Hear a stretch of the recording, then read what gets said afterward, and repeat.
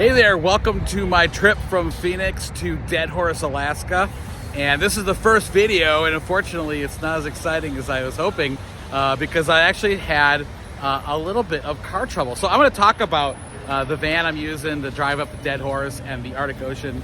But just kind of, in another video I'll talk about that.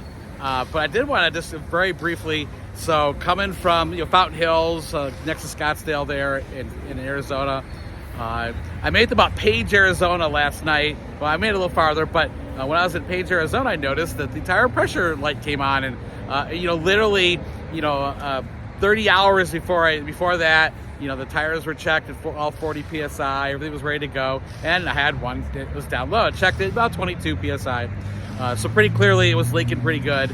And so I topped that off, of course, and I'm like, and at this point, I know there's an issue, right?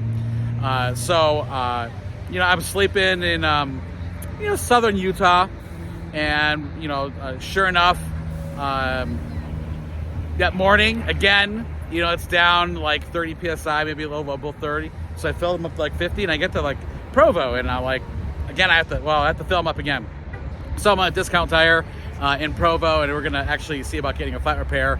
I thought it'd be a little more exciting as the first video, but that's what I got here. So we're driving from the Arizona to Deadhorse in the Honda Odyssey. We'll talk about that, how it's kind of kitted up. It's actually very, very simple, and it's an interesting story how little this thing cost me, and it's kind of the story behind it. So that's what's going on here. Wish me luck.